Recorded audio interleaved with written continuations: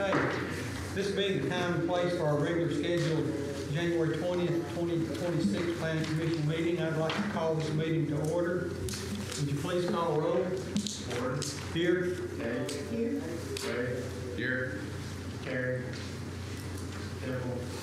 Burrows. Here. Pike. Here. Osher. Here. Bullard. Here. Okay, we do have a quorum here today. Are there any corrections or additions to the minutes for the November 2025 meeting? I'll have a motion to accept those. Got a motion by Ms. Kate. Second. Got a second by Mr. Pike. All in favor say aye. Aye. Aye. All right, those stand approved. I'd like to take just a moment and introduce the Planning Commission members and give a brief description of what we do and how the meeting is conducted. The Commission has 9 members. 8 of us are volunteers appointed by the mayor for 6-year terms. We also have 1 member from the City Council. My name is Gary Gordon. I'm the chair for the Planning Commission. Our vice chair is Eddie Pike. Our secretary is Larry Way. Our other members of the commission are Francis Tate, Barry Bullard, Myrna Burrows, Forrest Temple, Ross Terry, and Steve Mosher. Members of the public seeking to get an item considered by the Planning Commission must send an application to the Planning Department no less than 21 days prior to the meeting. Unless otherwise specified, all applications for development approvals are the result of submittals by the private citizens seeking to change some change in their own property. In making our decisions, our primary tool used by the Planning Commission is the One Decatur Comprehensive Plan. This is a general community plan for the city of Decatur that was adopted through a public process to formalize a vision for the future of the community that represents the interest and the will of all Decatur residents. In many of these cases, the Planning Commission does not have final say. Zonings, annexations, vacations, sidewalk cafe license, and resolutions all require additional approval by the City Council before they become official. In these cases, the role of the Planning Commission is to advise the City Council. The first part of today's meeting will be a public hearing. Each item will be read separately and voted on after comments and discussions.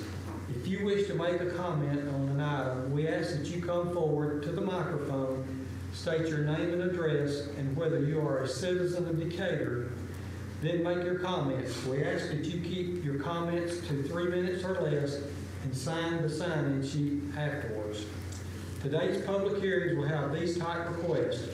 Rezonings, this is to change the current zoning of a property to a different zoning. The commission will vote to recommend or not recommend the zoning change to the City Council. If an applicant wishes to go on to the City Council without a recommendation from the Planning Commission, they should notify the Planning Department via email or in writing by tomorrow. Minor plats, these are plats that have more than 3 lots, direct access to all public services, and a topo provided for review or for making minor changes to an existing platted subdivisions. Can you read the first cases, please, Chad? Okay, good afternoon. The first case is rezoning 1442-26. It's 3.30 acres. It's currently zoned agriculture. The location, property address is 3430 Indian Hills Road Southeast. The request is to rezone 3.30 acres to community commercial. The proposed land use is community commercial. One Decatur future land use recommends community commercial. There are no conditions to be met.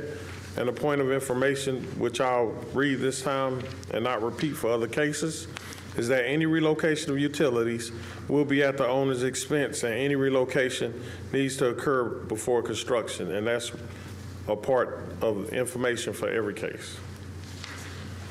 Okay, is there anyone here in the public that wishes to speak to this item? Come forward, state your name, please. My name's Robert Cooey. We live at 3318 Indian Hills Road, and we've been there for 25 years, so combining that into 3 minutes is tough, but I'll hit it. We just got back from visiting my wife's mom in Taiwan, and when we came home, we saw the signs up. Lee and I have been married going on 24 years, and we've raised 2 sons there. One's 20 years old, one's 15. We just got back from Pensacola Christian College from dropping our son off there, who's working on his engineering degree, and our youngest son's 15 years old in 9th grade. And our family, this has been our home the entire time. I'm really emotional about it because we love the place. We've had friends there. We have friends there. We take care of the people that live us. It's a small amount. It's a short road.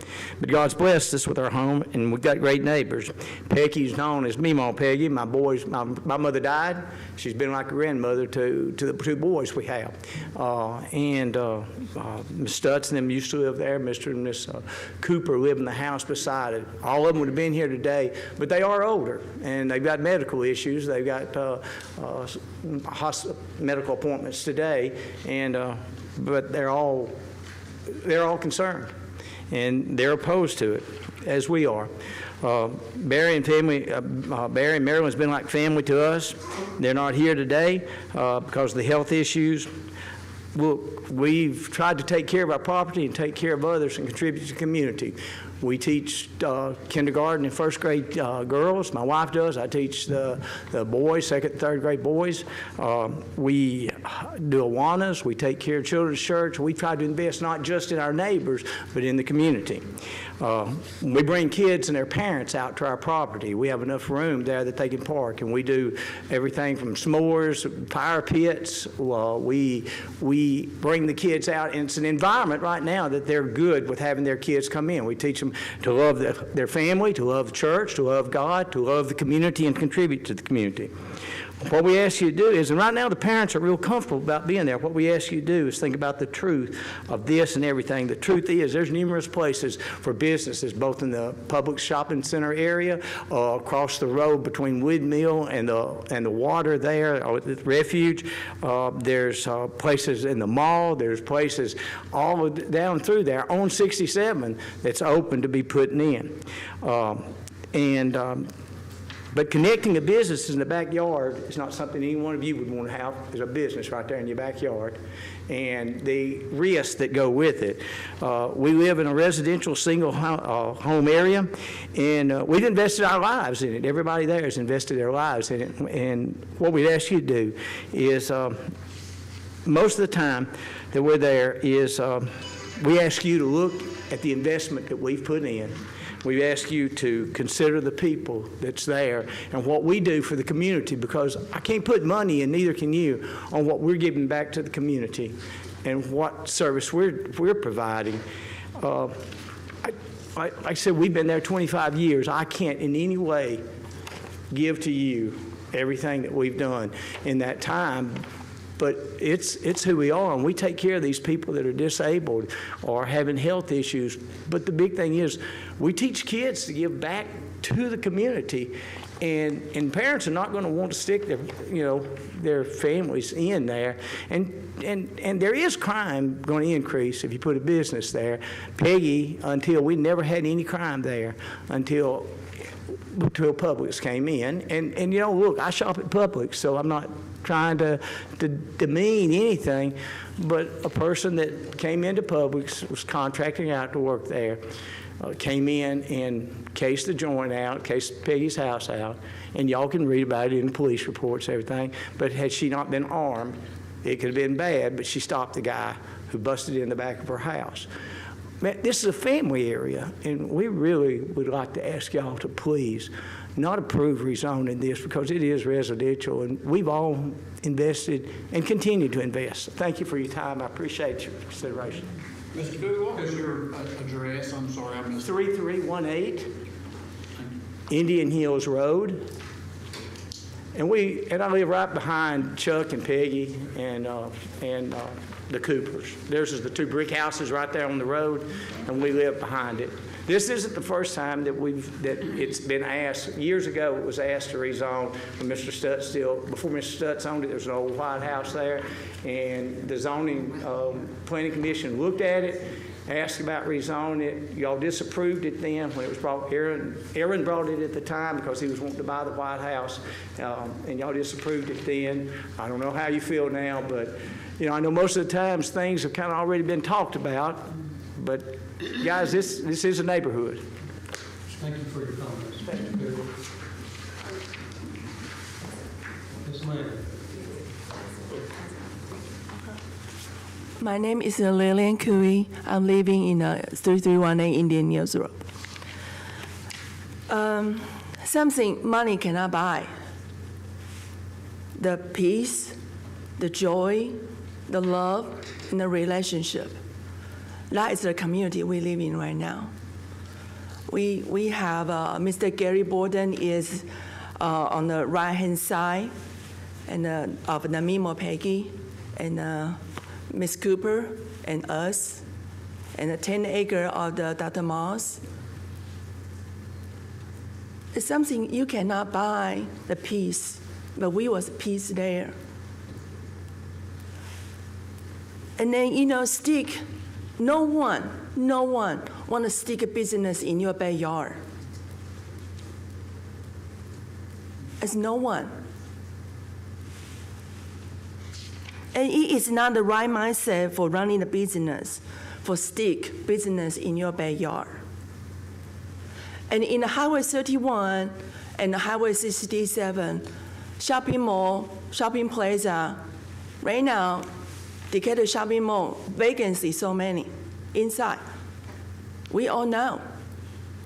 So why we want to rezone the one more business and stick in somebody's backyard For us right now, the Highway 67 and highway all the way 31 have so many business is empty right there. Why we not reopen up, introduce them to in a busy highway? Why y'all want to stick business in somebody's backyard to rezoning? And I think it's wrong. And please not rezoning. We've been living there so peaceful. And like my husband talking about, Mimo Peggy, her husband just passed away, and the contractor of the public breaking into her house. Can you imagine that? No, you can't. But I can, because I was loving her as my mother. I was loving her as my neighbor, more than neighbor. Please consider. No one wants to do that, have a business in the backyard. Please. Thank you. Anyone else wants to speak? Yes, sir. A couple questions for you, because I listened to the preamble to this meeting, and one of the things you talked about is the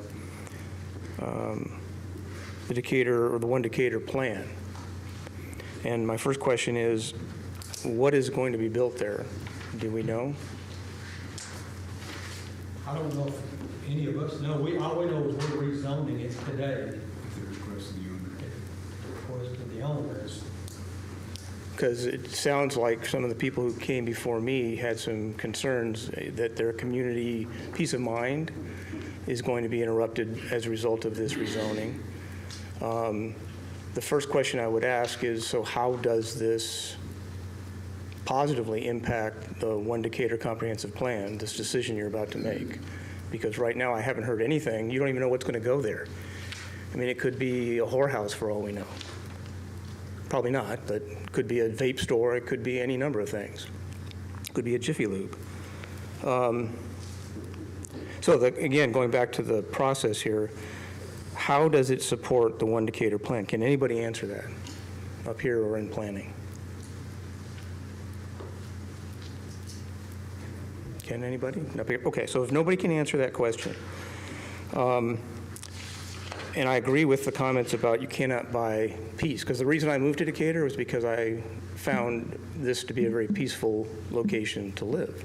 I was living in Madison, driving to Redstone Arsenal before I retired, came across that bridge, and wow, I really enjoyed Decatur. It's a beautiful place. But it's only if we maintain it as a beautiful place, and maintain it as a community, and maintain it in accordance with the comprehensive plan that you all were a part of looking at and understanding. And then the other thing, part of the preamble you talked about, or you voted on already, is the minutes. Where are the minutes from the last meeting, or this meeting? For example, how does somebody understand how votes were cast, when they were cast, who attended, and all that kind of good stuff? You know, we've got those minutes. I don't have a copy of them here with me, but they've sent to me. Are they published? Are they published someplace? You have to request.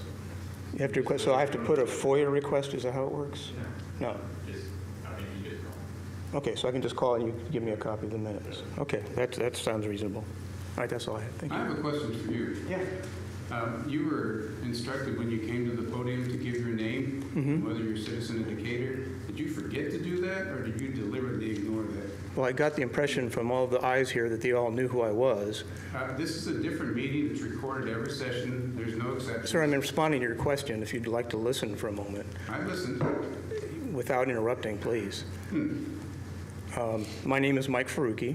Thank you. I live in the city of Decatur, and I did put my name on that sign-in sheet that you've got. He's got. Thank you. So,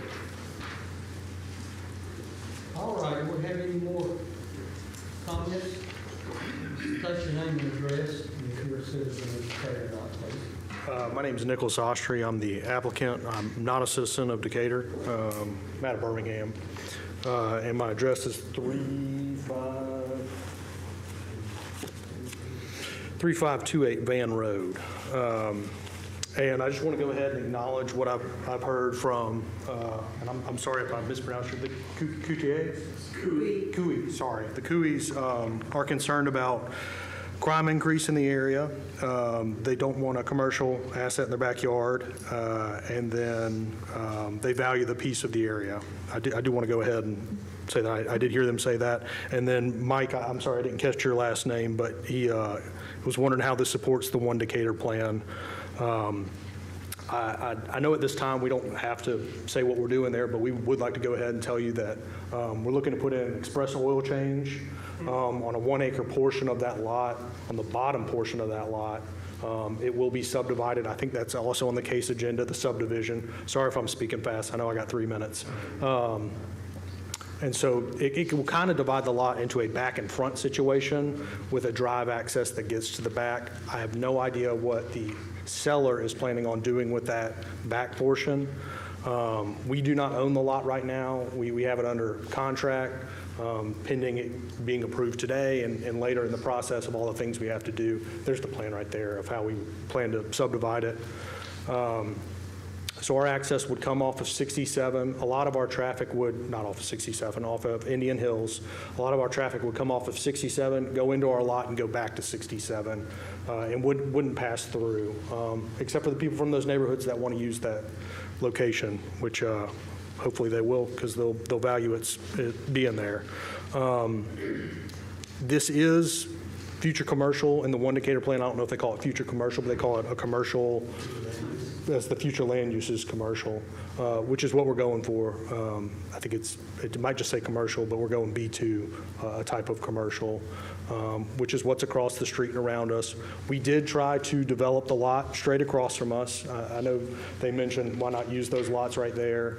Publix gave us a big stink about a sign they want to put out front that they haven't been allowed to put there over and over, and they wouldn't let us develop the lot. So we have attempted to develop other lots in the area that are already B2. We thought this was a good lot because its future use was commercial, and that's why we identified it and are looking to develop it. So we certainly don't want to go against what the community at large wants, but that is why we came here and wanted to develop this lot as commercial, is because we thought that is what the community wanted. Does the commission have any questions for me? And then any questions they might have for me? In regard to citizens' concerns on the impact of the neighborhood, do you have plans or do you have an idea how to mitigate maybe some of that impact?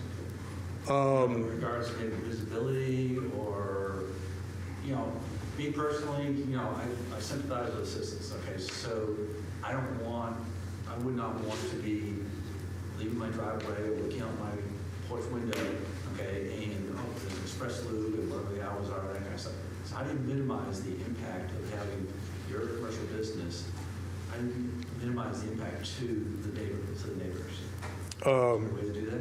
Yeah, so just a little bit about how they run the business. I feel like I need to be speaking to them. Is that they're open 8 to 6. They're not open on Sundays. Their peak hours are during lunch.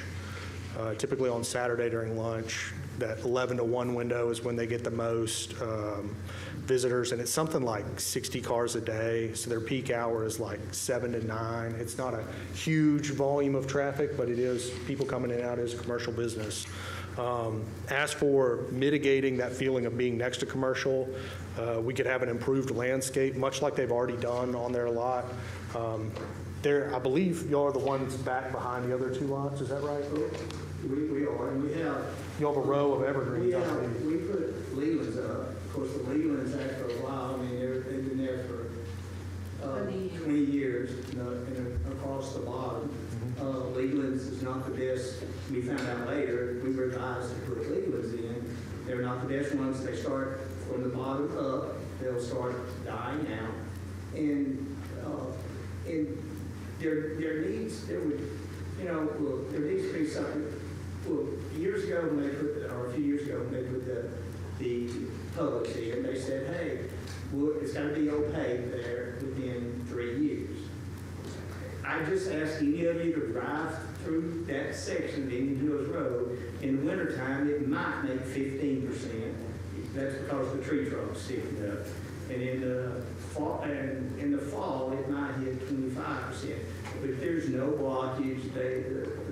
The city, not trying to demean the city or nobody else, that's not what I'm trying to do. But they didn't make it opaque. You could see clearly everything that's there. The garbage that comes out of the stores and blows over the yards, you pick it up, everything. So it's there. So I don't, if a business already don't want you or creating such problems that you can't put a business in where there's already business, it seems problematic to want to put a business in next door to people's homes. That just seems quite problematic and infringing on people that's, I don't have the millions of dollars Publix does, but they got a lot of money. Can you come on up and speak at the mic? I didn't want to take facts on 3 minutes. I was just, What I'm saying is that, look, I'm an engineer, and I dealt with missiles, rockets, launchers, and all that good stuff, And I do respect businesses, and I do respect what people have to do, and they're trying to make it for their family too. Look, I understand that, but I took my life and I invested.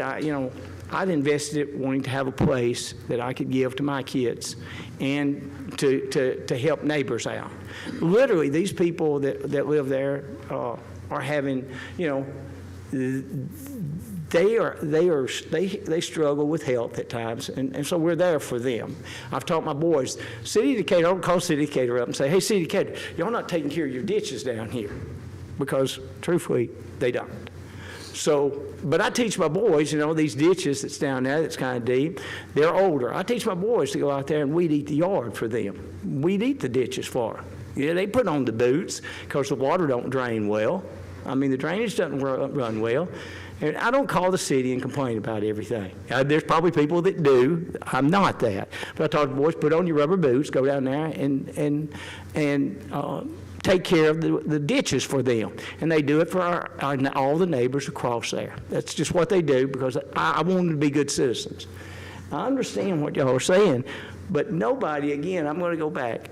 And yes, we did put up the legal ones, but like I said, as they age, and you can look at anywhere, fortunately our legal ones didn't die. We've had some people that had legal ones that the disease took them, but ours from about here down, and if you look through, you'll see they're thinning. You'll see they're thinning.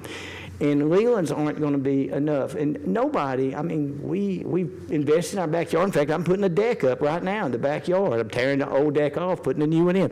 Nobody wants to sit there or bring kids. I bring my kids from church and stuff and the parents are happy that we're investing in them and they're happy to spend time with them. But none of them want to sit there and look at businesses and risk, okay, I'm dealing with kindergarten through 5th grade, and, kindergarten don't necessarily stay right where they're supposed to be right now. We watch them, and they have about 2.5 acres of woods that they can be in. But how would it be for them to dart through the Lelands and run into a place where traffic's going in and out? A lot of parents are going to say, no, it's kind of dangerous over there. Right now, they're on the opposite side of the road. That's still not blocked like it was supposed to be, but it's on the opposite side of Indian Hills. This is right there on 67. And there's already a traffic problem coming in, tractor trailers and everything else. But you're going to pull in with the lube oil, express oil, and businesses in there that some's not even defined what they're going to be. And it could be, I hate to use the words that he used a while ago, but it could be a bar, it could be, I don't think that right now the city allows strip clubs, but it could be anything there. I asked when I called the planning commission, I called and talked to, Bobby? Tommy. And he said it's what used to be general business. It could be anything.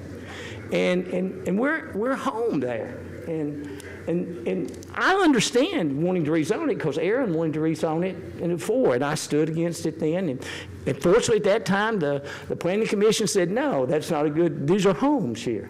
Well, it's not changed. The only people that changed was Mr. and Miss Stutz used to live there. Miss Stutz, who was like a mama, my wife, she's a citizen here. She immigrated here, and she's a citizen. She acts. She's participant both at church and in the community and everything. And she votes and does everything to try to contribute to society. Well, that's a good thing. I think it's a good thing because she came here and tried to contribute. But Miss Stutz was like a mama to her. And so you've got a lady that was like, when Miss Stutz died, Mr. Stutz just couldn't live there. So Mr. and Miss Cooper come there. Well, they're in the same thing. And that goes all the way down from that corner that you looked at where the Legal Cypress starts. It goes all the way down the road. That's theirs. So that whole area, everybody's going to have to look at it unless something tremendously is done. And we really don't want it in our backyard, and not against you. I hope you know, or not against Miss Guthrie or any, because I understand Miss Guthrie is one that's putting in for it, and not anything against her. We don't have anything. It's just our families are there. Yeah, it's just our families are there. Well, the only reason I come up is because y'all, and I'm sorry. I did not tell you I'm a citizen. Sorry about that, Larry. I'm a citizen. My wife's a citizen. We live here on Indian Hills Road, so I apologize for that. Yes. Anybody else wish to speak to this? Okay. No question for Josiah. 3418, what's that currently zone? The next lot up? R1. That's residential? R13. Yeah, 10. R13.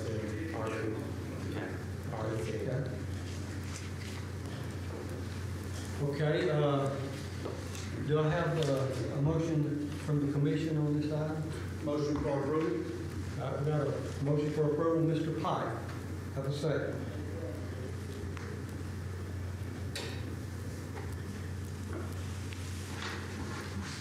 No second? I have a question. Okay, we need to make a motion and then we can have discussion. Okay, well, I'll second it. Okay, Ms. Burris did a second. Okay, so now we're open for discussion among the commission. Okay, so, can you give me an idea of the types of businesses that can go into community commercial? Because in my thinking, these are businesses that would benefit the people who live in that surrounding area. Okay. Community commercial. Let me go through the list. It's quite extensive, but I'll give you some information on it. Let's see. Community commercial. A multifamily can be there. Residential care home, residential care facility. A broadcasting studio, animal shelter, child care facility, civil, social, or fraternal organization. Make sure I'm staying on track. Churches, places of worship, community garden. Cultural facility, government building, post office, public assembly indoor, public safety facility, recreation facility, special use for a school, elementary, middle, or high school, technical or trade school, funeral home or mortuary, hospital, medical or dental laboratory, medical or dental office or clinic, nursing home, arboretum or botanical garden, cemetery, park or greenway, parking as a principal use, passenger terminal, surface transportation, rail transportation support, special use for a utility facility major or utility facility minor is permitted. Kennel, pet service, pet care service, veterinary hospital, business service center, catering, conference center, bar, brew pub, restaurant, a contractor's office, a general office, dry cleaning service, laundry self-service, personal grooming or well-being service, personal or household goods repair, studio, tattoo or body piercing parlor. Make sure I'm following the appropriate list. Okay, art gallery, special use for a golf course, performing arts center, recreation facility indoor, recreation facility outdoor. special use for a stadium, arena, or amphitheater, ABC store, bank or financial institution, consumer goods establishment, a florist, a pawn shop, a self-service storage, indoor climate controls, small loan establishment, commercial fuel depot, personal vehicle car wash, personal vehicle sales, personal vehicle service and repair, vehicle fueling station, hotel or motel, special use for industrial services general, special use for manufacturing, assembly, or processing or light industry, and lastly, wholesale sales. Anything with a special use would have to go, of course, come before the Planning Commission for approval. And I have a follow-up question, and it follows up yours, because currently it's zoned ag, right? Agriculture 1? Correct. So what are all the businesses that are allowed to exist in an Ag 1 as it exists right now? Without any changes, all the businesses that are available to go in there. And that's what I'm weighing is. Right. Well, What is more beneficial to the neighborhood? So, I mean, some of the things you mentioned that are allowed in that zoning, like a stadium, obviously there's not enough land for an arena or stadium, but right. Looking at the current zoning of agriculture, could those potential uses? The answer would be no. Anything primarily commercial would not be permitted in the ag zoning. But I'm saying, but what the things that could be permitted in an ag zoning Okay. may be more noxious to the community than the things that are permitted in community commercial. That's what I'm trying to weigh. Potentially. Because right now it's agricultural. In the ag zoning, you could do residential, and I'll just kind of skip over it. Places of worship, community garden, public assembly, indoor, recreation, hospital, arboretum, botanical garden, park greenway, solar energy, utility facility, kennel, pet care, veterinary. It's not as many uses as the other zoning. You can have dairy there. Yeah, You can have poultry raising. correct. You can have all those uses that go with agriculture too. Right. Part of that is a residential though, isn't it? The part right behind us is residential, there's a home, there's a house. No, there's a lot between you and the property we're talking about today. The lot between you and this property is residential, this property is agriculture. Right, up over the corner, yeah, there's two separate ones there. Right, correct. But I thought you would come on, I thought, and still because of what it is, it's still backing up. But we thought that the statement was they wanted to combine the two together. We're subdividing that. We're subdividing it, not, they're gonna request a subdivision of that one lot, not combine the two lots. The lot between 3430 and 3418, they're not combining those two. 3418 is the one that borders 3318, yours. Yeah. And back to your question, typical uses associated with agriculture are keeping of livestock, growing vegetables, fruit, ornamental, flowering plants, timber, the breeding, raising of bees or other animals for food or other marketable products. This use category also includes use types that provide support and services to agricultural and rural economic uses or are otherwise closely related to agriculture production in their form and function. Sanatoriums, convalescent centers. Does that answer your question, Yes, Ms. Burris? that answers my question. Okay. Yes. All right, Ms. Asher. Yes, ma'am. Two lots here, what is the third, can you see the little, these two lots here? 3030. These two. That's highway frontage. That's still agricultural. Yes. Yeah. It's vacant, did you say it's vacant? Correct. 3430? The lot in question, yes, it is. It's empty, 3030. And 3030 is as well. These two right here? Right, to the lower. Yeah, it's 3330, 3030, and 3078. It fronts the highway. Correct. Okay. It fronts Point Mallard Road Parkway. Please front the highway. And these two vacant, you said? Yes, ma'am. Okay, any other questions from the commission? Any other questions? All right, we're ready for vote. Josiah, would you call roll? All right, Mosher? Yes. Aye. Yes. Wade? Yes. Kay? No. Steve Bullard? Abstain. Ann Gordon? Yes. Ann Burrows? Yes. So we have 3, 4, 5 approved, 1 no, and 1 abstention. Okay, this will move on to the city council. This will be recommended to the city council.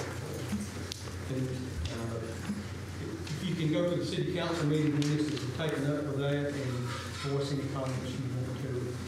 Okay. All right, next item. Okay, the next item on the agenda is rezoning 1443-26. It's 1.10 acres, currently zoned residential single-family 10. The applicant is Flint City Volunteer Fire Department. It's located at 114 Oxmoor Flint Road Southwest. The request is to rezone 1.10 acres from RSF-10 to institutional. The proposed land use is institutional. 1 Decatur future land use suggests low residential. All right, this is a public hearing item. Is anyone here wish to speak to this item? If you would, come to the podium, state your name, if you're a citizen of Decatur. We would like for you to sign this, please, if you have to sign it. All right, signed it. My name's David Moody. I live at 105 Oxmoor Flint Road, and I'm opposed to it. I feel it's a liability for the city of Decatur because they drive their trucks through there to get to the fire station, and I had my kid almost hit once by a volunteer fireman going to the call. And I'd like to see it someplace else. There's a training school less than a mile away. They can put it there. Okay. Have any more comments? That's about it. Okay. And there's also residents there. There's nothing else but a fire department and homes in that area. Okay. Thank you for your comments. Anyone else wish to speak to this item?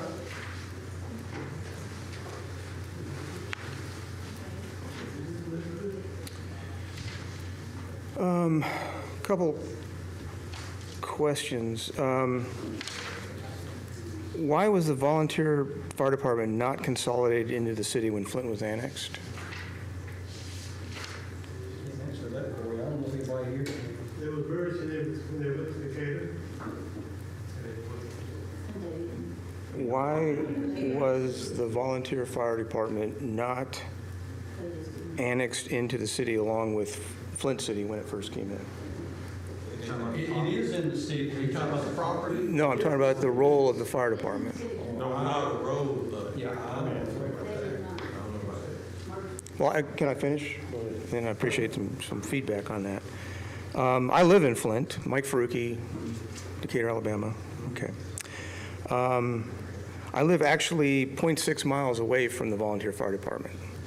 And I live about 4 or 5 times farther than the Decatur City Police or Fire Department would be able to respond to an incident on my house. I have a track record of making requests because we live on a hill and there's sometimes burning up on some neighbors, and there's lots of trees around where we live, and there's concerns about whether or not someone can respond quickly. And we've called 911, and on at least one occasion, having done that, the response time was not fantastic, and it was a water truck that finally showed up, I should say, that made its way up the hill and kind of stood out there and watched this thing burn for a while. Is anybody here from District 3? Anybody here represent District 3? So this is an area you guys are probably unfamiliar with, where the fire department is. Has anybody here been to the fire department? You've been? I know where it is, yes. No, I actually walked in the door. In the firehouse, no. Yeah. I've been to The the volunteer. Right, volunteer fire department. Yeah. I have, okay, and met the guys that work there. In fact, I was there right before they came to decide what this building was eventually going to look like that they're building. And I just got confirmation. My only concern initially coming up here was whether or not they were going to have, because there's a tornado shelter built right next door to it. And my only concern was whether or not, while this is being built, there would be an issue with the access to a tornado shelter. And talking to the guys, they're saying, no problem. So I don't have any problem with this at all. In fact, I would offer you probably, before you make a decision on whether or not this impacts positively or negatively with the comprehensive plan, that you ask some residents in the area about what they think about that facility. Great people, all volunteers, not costing the city a penny, just like the rescue service does a fantastic job in our area. Is there a reason for that? Is there a problem with me going over 3 minutes? Can you wrap it up, Mr. Farouk? Yeah, I can. So if there is the issue apparently seems to be whether or not you can move from a Res 10 to a institutional. The fact that there is already sitting on that property a tornado shelter supporting the community would tend to make me believe that it's already been institutional to begin with. So there really shouldn't be a problem. That's all I've got. Thank you. Okay, thank you for your comments. Anyone else wish to speak? Are you going to reply to this question, Mr. Farouk? Mr. Farouki's question was concerning the volunteer fire department or that portion of the property not being annexed and them responding to the city of Decatur fire calls or EMS calls. After speaking with the fire department, they informed me that the state code requires that the city of Decatur are to respond to any calls that are within the city limits. And they have to respond for emergencies, of course, with licensed and certified EMS workers. And so that's part of the issue. Also speaking with the fire department, they informed me that most volunteer fire departments are relatively close and more proximate to their service area. And being that they're still in the city of Decatur, theoretically they're not. However, they're in a unique situation being that at one time Flint was within the boundaries of the city of Decatur and was not annexed, but then the city annexed the Flint community and that fire department was a part of it. I'm not sure why it was left out. It may be because their property was institutional and it was a volunteer fire department. Also, I was informed that the city of Decatur Fire Department cooperates with Flint Volunteer Fire Department mainly on an as-needed basis, and typically is not related to EMS services because they provide those services, and they have relied upon the Flint Volunteer Fire Department in the past if additional water supply is needed at a particular site, and they may not be able to quite get there quick enough, but they will show up on the scene. So they're also, at this point, it's my understanding that they also do not have a memorandum of understanding or MOU with the City of Decatur Fire Department. And those are just basic facts. Could we establish an MOU, mutual agreement between the departments? If you will, we have a gentleman representing the Volunteer Fire Department to come and speak. Yes, sir. Come in. Hello, I'm Jason Haggard. I'm the current chief at Flint City Volunteer Fire Department. I don't currently live in the city. I'm in the PJ, but just outside the city limits. Most of what you said there's, as far as, yes, it was Flint was a city and it was annexed in Decatur, but the fire department was a volunteer department, so that wasn't absorbed by the city because it was a part of the county fire department. We try to do things around there to support the community. We do have the storm shelters that we built and paid for there that we've had over 100 people in those storm shelters. And also, as far as location there, the way our coverage area goes all the way over to Burning Tree, back up that way. We back up Priceville some too, so we'd still have to use that corridor there. So it's really a central location for us, and we've been there since the 1980s. They were originally in the rescue squad building. They moved there in the 80s. So, if y'all got any questions for me, I'll be glad to answer them. So what do you plan to do there on this? Are you planning on doing anything? We're just building a new station. The one we got's outdated. We don't have enough room, but the new carcinogens and stuff that's in the smoke out here that's causing cancer to firefighters, we need to be able to add washer and dryers and,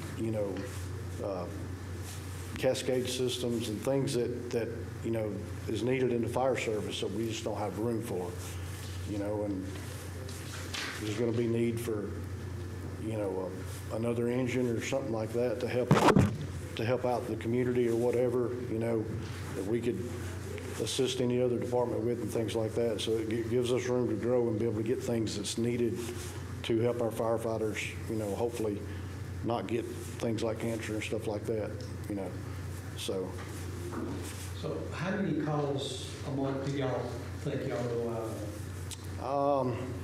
It varies per month. We're somewhere around 350 calls a year. A year? Yeah. Okay. So,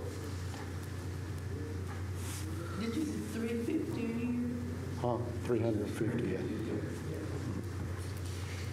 So doing this expansion or building, whatever, does that increase the amount of calls you will go out on, or is it just going to be? No, it just gives us more room to be able to do things that we need to do. And, and also we'll have a room there that'll be available if the community wants to, rent it for a small fee or something like that, so that we can help keep it clean, not to make money off of it, just so that we can go back and clean up behind them and things like that for kids' birthday parties, that we'll be able to accommodate things like that. So, and if a tornado comes through, we'll have enough room now. We'll have backup generator that we'll be able to help feed people and things like that. So there's a lot of uses to it there.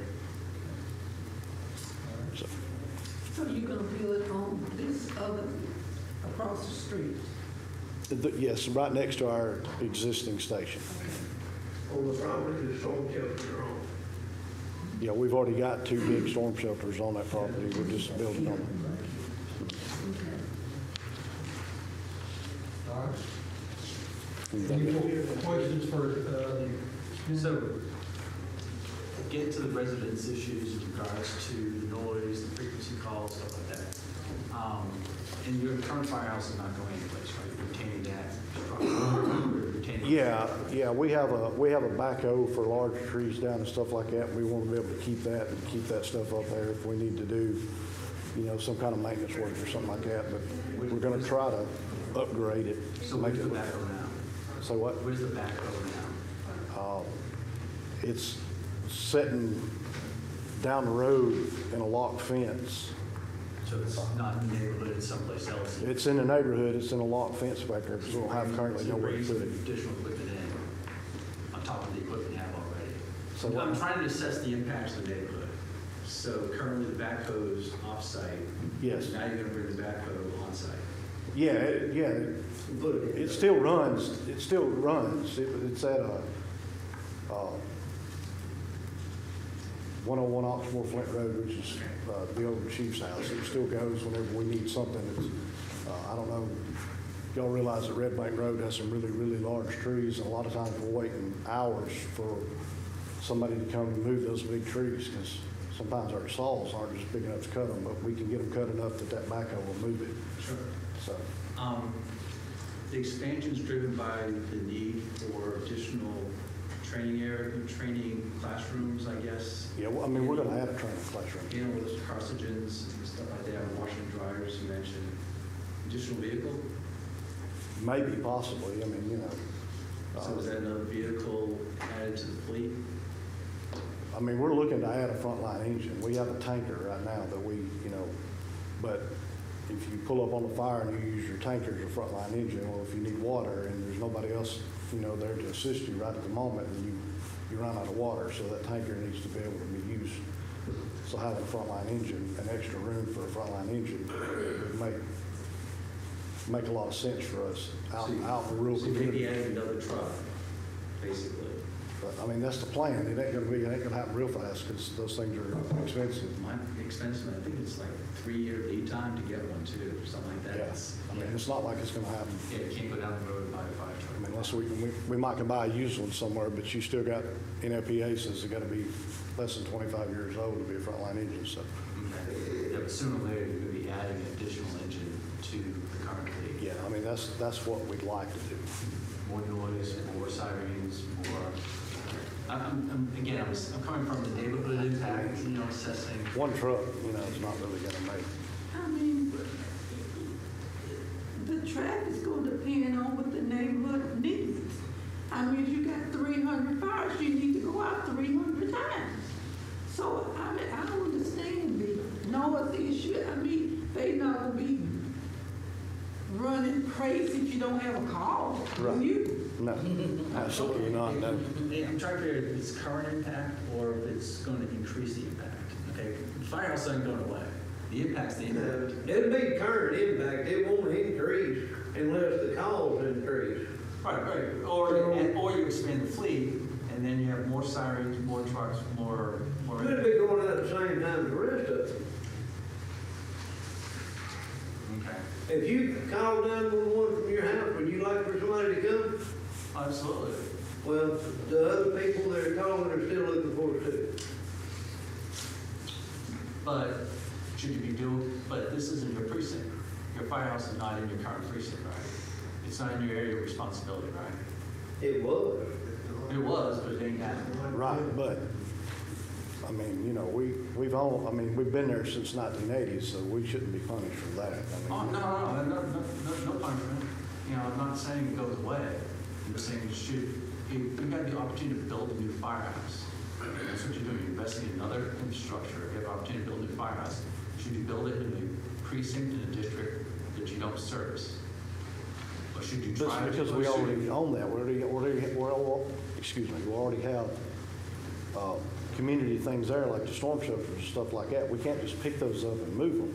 No. So that would get way more expensive for us to build another place. Not only would it knock us further away from our east side of our coverage area, but we'd have to maintain 2 properties in because we'd have to keep that because we got the storm shelters and stuff like that there. So, that would get way more costly on us to do that. I know nothing about storm shelters, so is there a lot of maintenance involved in systems? Yeah, actually, we just spent hours having to clean those things out because they do get moldy and stuff like that on them. You have to repaint them every so often, and there's dehumidifiers and fans in there, And you're going to keep your current building, for training and storing backhoes and stuff like that, right?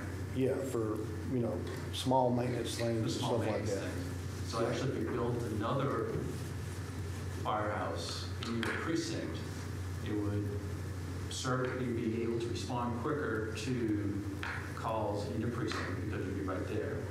It would decrease the noise and traffic and impact to the neighborhood where you're currently at.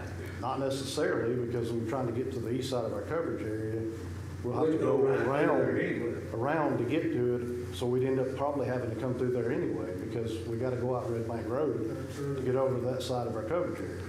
So if we built over there somewhere, we're still gonna have to come through there. On every call?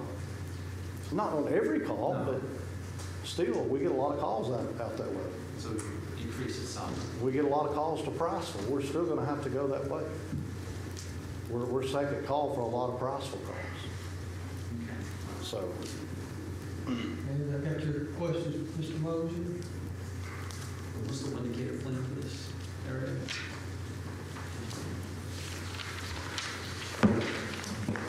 The one Decatur plan recommends low residential for that area. So that's the strategic goal. Your plan is low residential. Correct. I will also mention too, I've provided you all with the public comments that were emailed to us. And if you would like, we can read them or you all have them, so. So did everyone have a chance to take a look at the public comments that was emailed? Yes. There's plenty of time for it. Okay, anybody have any questions about any of that? Okay. All right. Anyone else wish to speak to this? I guess, Mr. Faruqi, back to your question about the MOU, that would be something between the fire department and the volunteer fire department and the city as a whole. That's not something that the planning commission could address, so that's, I guess, for a future discussion down the road with the city officials to determine if that's. Yeah, my only concern with that is, we have the two main parties here. All we need is somebody from the city to represent, and we've got Mr. Bullard or somebody. We could make an agreement in a fairly short amount of time, I would think. The other concern I've got, just as I was listening through the dialogue here, again, the plan says this is supposed to be residential, but it hasn't been, those properties have not been residential ever. So there really isn't a problem. So. All right. All right. Any more comments? Okay, we'll consider this public hearing closed. So do I have a motion? Make a motion. Make a motion by Mr. Wade. Second. Second by Mr. Pike. Any further discussion among the commission? Okay, we call roll, please. Gordon, Yes. Wade, Yes. Tate, Yes. Burrows, Yes. Pike, Yes. Mosher, No. Boyd, Abstain. Okay, we do have a 5 yes votes, 1 no vote, and 1 abstention. And this will move on with a recommendation to the city council. And if anybody wishes to speak to this further, they can go to the city council work session when they discuss public hearing and take it up there. Okay, next item, Mr. Bowman.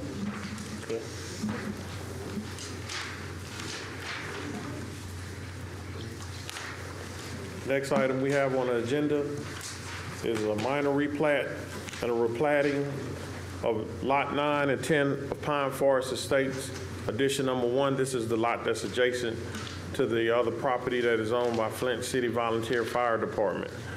The current zone is RSF10 and institutional.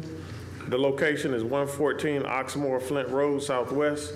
The request is to consolidate 2 parcels into 1. The proposed land use is institutional, and 1 Decatur future land use recommends low residential. All right, anyone here wish to speak to this item? There's not, we'll consider this public hearing closed. Okay, do I have a motion among the commission? I make a motion. Motion for approval? Yes. By Mr. Wade. Second. Second by Mr. Pike. Any discussion among the commission? Okay, we call roll, Josiah. Gordon, Yes? Tate, Yes. Wade, Yes. Burrows, Yes. Pike, yes, Mosher, No. Boyd. Abstain. All right, this will move on to the city council with a 5-1-1 approval. Okay, now we're ready to move into the consent agenda. This is part of the agenda that the planning commission has a final decision on and does not require a public hearing. These items are read together and voted on as one group. If you wish to comment on any of these items, we ask that you come forward to the microphone, state your name and whether you're a citizen of Decatur, then make your comments. We ask that you keep your comments to 3 minutes or less and sign the sign-in sheet afterwards. Today we have this type of item, certificates to subdivide or consolidate. This is a 1-step process to subdivide or consolidate no more than 3 lots, and a survey is required. Can you read the first case, Mr. Bowman? Okay, the first case on the consent agenda is Certificate 3658-26. It is 5.29 acres, currently zoned residential single-family 10. The applicant is Pewright McAnally, landowner Christopher Cottingham. The location is 2903 and 2825 Old Moulton Road Southwest. The request is to consolidate 2 lots into one. The proposed land use is low residential, and one Decatur future land use recommends low residential.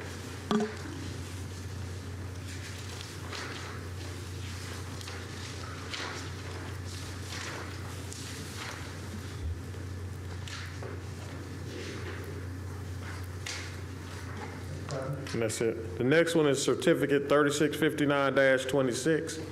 It's 7.27 acres, currently zoned light industrial district. Applicant Pew Wright McAnally, landowner Rodan Properties LLC.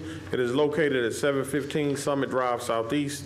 The request is to subdivide one parcel into 3. Proposed land use is commercial. One Decatur future land use recommends Flex Employment Center.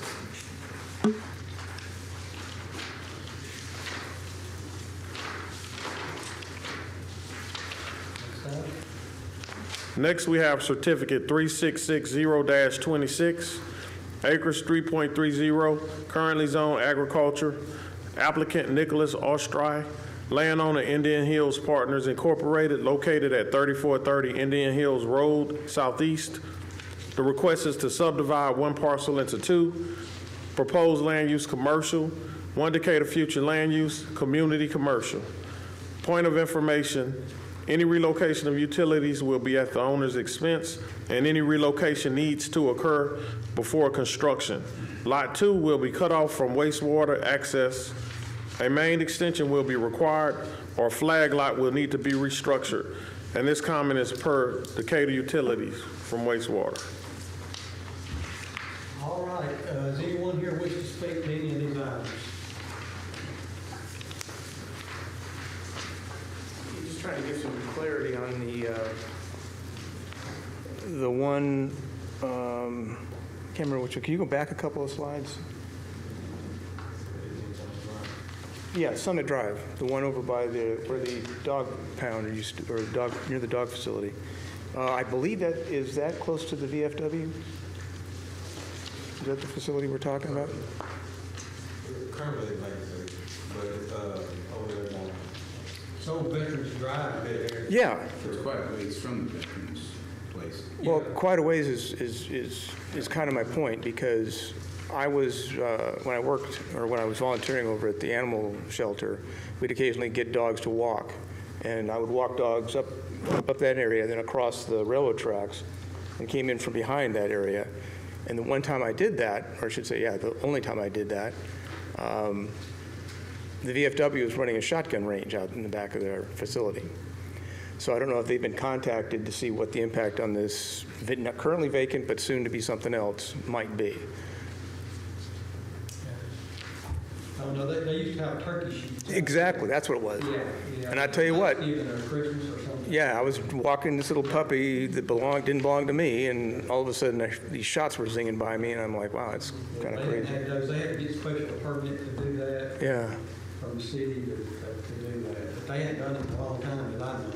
Yeah, and then again, the question would be, whatever is, how does that relate to the One Decatur comprehensive plan? What's going to go in there? So if it's currently vacant, something new's going in, what's that going to do? All right. Thank you for your comments. Anyone else wish to speak any of these items? Okay, I'll entertain a motion from the commission. Second. Motion by Mr. Moser, second by Mr. Wade. Any discussion among the commission? Okay, will you call roll, please? Gordon? Yes. Tate? Ms. Hayes? Yes. Wade? Yes. Earl? Yes. Pike? Yes. Mosher? Yes. Fuller? Yes. All right, that's approved 7-0. So we have other business here today, items that go to the city council for final approval that do not require a public hearing. This is a bond review. This is to review a bond to see if it can be adjusted to lower the amount based on work completed, or to review if an expiring bond will need to be extended or not. Once it's determined that all requirements are met, bond will be released and case file will be closed. So, got that case, Mr. Bowden? Okay. The last other business is bond release for River Road Estates Phase 3. It is 60.18 acres, residential single-family 7, located at Lisa Lane Southeast and Joseph Drive Southeast. The request is to release the performance bond for $82,500. Proposed land use, residential, 1 Decatur. Future land use recommends mixed neighborhood. All right, engineering, is this, you guys okay with releasing this bond on this project? Yes, we feel inspected and approved. Approved, like completely ready to Yeah. go proceed. Okay. All right, entertain a motion from the commission. Motion for approval? Motion by Mr. Pike. Second by Mr. Moser. Any discussion? Call roll, please, Josiah. Ward? Yes. Eddie? Yes. Wade? Yes. Earl? Yes. Pike? Yes. Busher? Yes. Fuller? Yes. Okay, that's approved 7-0, and that concludes our agenda today. We're